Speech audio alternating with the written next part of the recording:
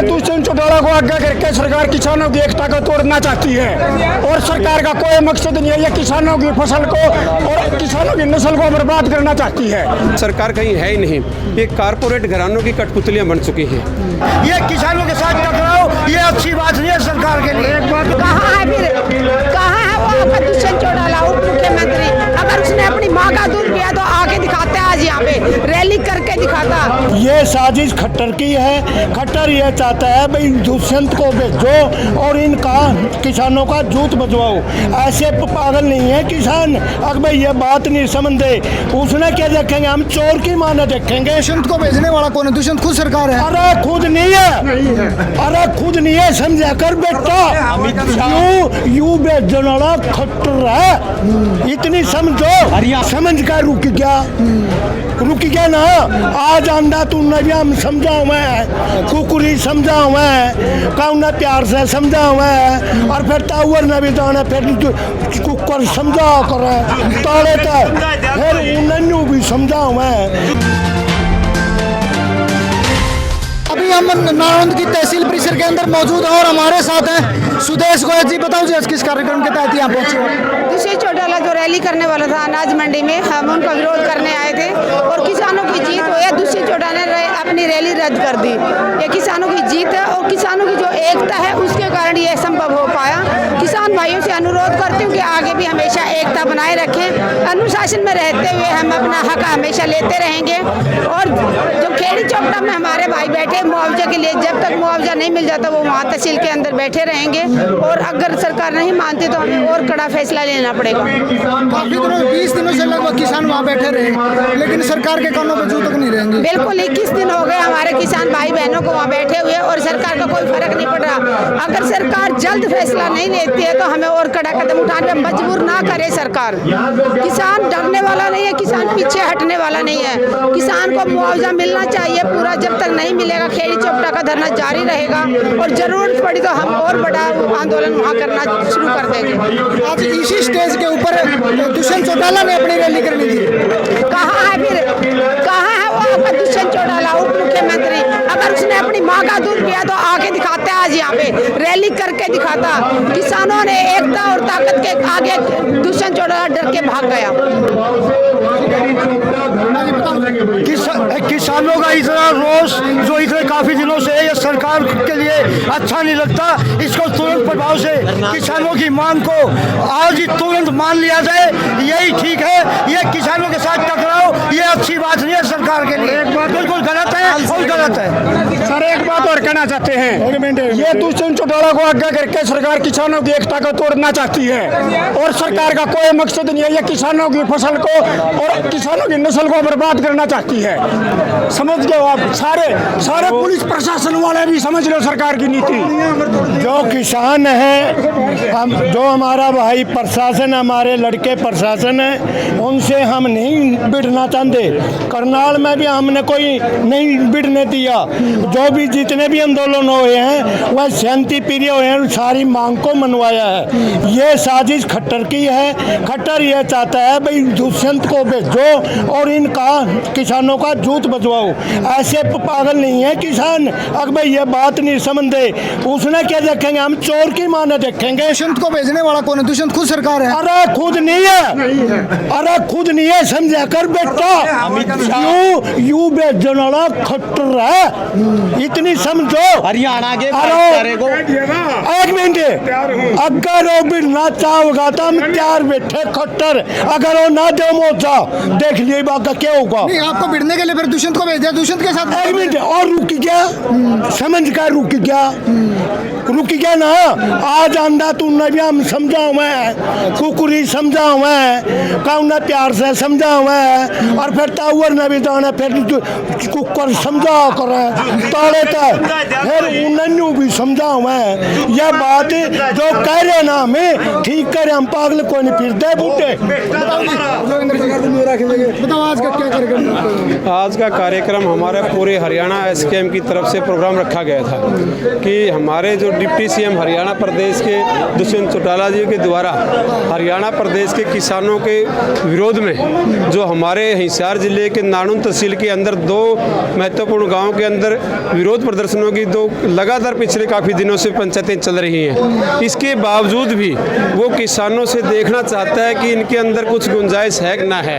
वो पिताना चाहता है, वो टिक्का लगा करके चेक करना चाहता है। किसान आंदोलन के द्वारा तो लगातार 13 महीने से उसके मकान पर पिछले साल 6 अक्टूबर से किसानों ने उसके मकान का घेराव करके बैठे थे। उनसे ये चाहते पूछना कि आपको कुर्सी चाहिए या किसान। लगातार 15 महीने के अंदर वो इसके सवाल का जवाब नहीं दे पाया। और इसी नारायणगढ़ विधानसभा क्षेत्र के अंदर लोकसभा क्षेत्र पिछले साल जब वो पिछले प्लान के अंदर MP बना तो सबसे ज़्यादा वोट इस ग्रामीण क्षेत्र के द्वारा दिए गए थे।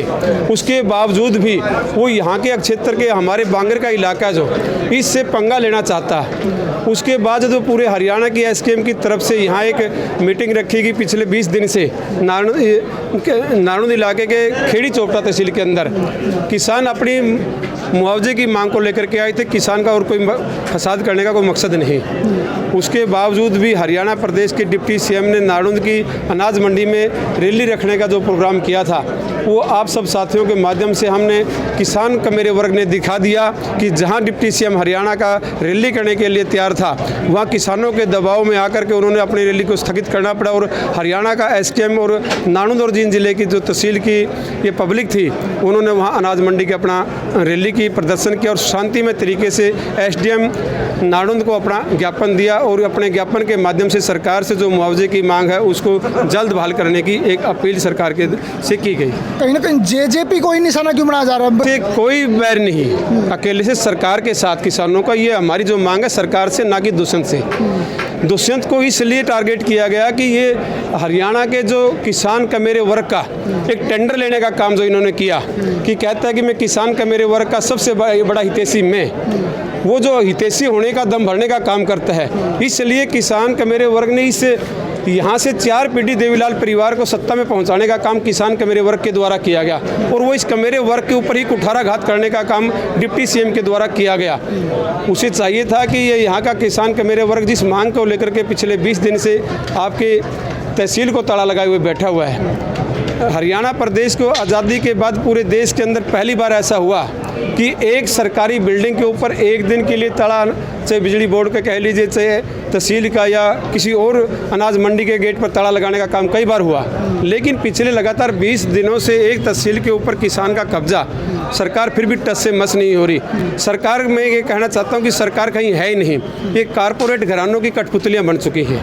ये कारपोरेट घराने जिस तरह से सरकार को चलाना चाहते सरकार उसी तरह से चल रही है, ना कि जो लोकतंत्र के अंदर प्रजातंत्र प्रणाली होती है उस तरह से सरकार का कोई आज काम हरियाणा प्रदेश के अंदर नहीं चल रहा है। आज यहाँ ताकत दिखाने का मकसद क्या था आप लोगों का?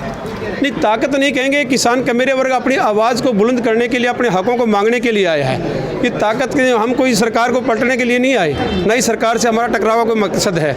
हम अपने हकों की जो आवाज़ है उसको सरकार गूंगी बहरी सरकार होने के बाद इस सरकार का तो एक रवैया बन गया कि चाहे हमने रेलवे स्टेशन पर रेल रुकवाने के लिए भी जो टिकट देते हैं, टिकट देकर के सफ़र करते हैं, उस रेल रुकवाने के लिए भी हमने धरना प्रदर्शन करना पड़ रहा है। पिछले दिनों आपने देखा फतेहाबाद ज़िले के अंदर टवाणा तहसील के ऊपर जो 1905 में स्टेशन बना उस पर भी लाखों रुपया जनता रेलवे बोर्ड को कमाई दे रही प्रति महीने की। वहाँ 6 रेलें आप हैं, 6 डाउन हैं, उनमें से एक भी रेल नहीं रुकती। अपने रेल रुकवाने के लिए भी धरना प्रदर्शन किसानों को कमेरे वर्ग आम समाज को करना पड़ रहा है। स्कूल में दाखिले दिलवाने की बात करें, वहाँ 134 की जो नियम के तहत गरीब बच्चों का दाखिला था वो इस सरकार के द्वारा इसी सीजन से बंद कर दिया गया है। बेटी बचाओ बेटी पढ़ाओ का नारा देने वाली सरकार जो हमारे पिछले 4 महीने से आंगनवाड़ी वर्कर हमारी बहनें, ये किसान कमेरे वर्ग ग्रामीण क्षेत्र से आने वाली, उनके बाल नोचने का काम इस सरकार के द्वारा किया गया। हर क्षेत्र के अंदर सरकार असफल है। सरकार 75वें साल गिरा बनाई देश की आज़ादी की। देश के आज़ाद होने के बाद भी 75 सालों के बाद सरकार जो मूलभूत सुविधाएं हैं, जनता को शिक्षा, चिकित्सा और सुरक्षा आज तक नहीं दे पाई। पूरे हरियाणा प्रदेश के अंदर पानी का नारा लेकर के बस स्वच्छ पानी घर घर तक पहुंचाया जाएगा, सारे गांव को, गलियों को उखाड़ दिया गया। पहले भी पानी पहुंच रहा था। ये अपने चहेतों को, ठेकेदारों को फ़ायदा पहुंचाने के लिए हर तरह का इस तरह के काम कर रही हैं जिनसे जनता से कोई सरोकार नहीं है। बिजली के मीटरों पर चिप लगाने का काम किया जा रहा, हर तरह से क्षेत्र में ये निजीकरण को बढ़ावा देने के लिए आम जनता को परेशान करने का काम सरकार के द्वारा किया जा रहा है। हमारा मतलब, आपने कहा था कि जेजेपी को ही निशाना क्यों बनाया गया, हमारा किसी जेजेपी से मतलब नहीं, ना किसी से। कोई भी सरकार है जो सत्ता में कुर्सी पर बैठा हुआ है, किसान उससे टकराने के लिए, उससे अपने हकों की आवाज़ उठाने के लिए आया था आज भी। और ये मैं चाहता हूँ कि आपके मीडिया के माध्यम से अगर सरकार हमारी आवाज़ को सुन रही है, इस कमेरे वर्ग को ज़्यादा तंग ना किया जाए। ये अपने हकों को मांगने के लिए जो सरकार के द्वारा किया गया कि जो फसल बीमा योजना लागू की गई, उस फसल बीमा योजना के बाद भी पूरा प्रीमियम किसान दे चुका। 100% कॉटन की फसल खराब होने के बाद भी एक भी पैसा किसानों के खाते में नहीं डाला गया। जींद जिले के उचाना तहसील की बात करें तो 51 करोड़ रुपया ट्रेजरी से में पैसा डाल दिया गया, लेकिन ट्रेजरी में आने के बाद भी किसानों के खाते में उस पैसे को नहीं पलटा गया। हमारे 2 नौजवान युवा साथी खटखट टोल प्लाजा के ऊपर अमर अनशन के लिए बैठने पर मजबूर होना पड़ा किसान को। हम चाहते हैं कि इस तरह की कोई भी कार्यगुजारी सरकार ना करे। सरकार विकास के कार्य बनाने के लिए 90 विधानसभा क्षेत्रों से विधायक पहुँचाए गए हैं। वो इस मेरे किसान वर्ग की आवाज़ को, आम जन की आवाज़ को दिल्ली और चंडीगढ़ में बैठ करके कानून बनाने के लिए भेजे गए थे, ना कि इसको नोचने के लिए भेजे गए। ये थे हमारे साथ किसान नेता जिन्होंने बड़ी बेबाकी से बताया कि सरकार को अब भविष्य में किस प्रकार रणनीति बना के वो घेरेंगे। कैमरामैन वीरेंद्र के साथ जय कुमार, बिंदास हरियाणा।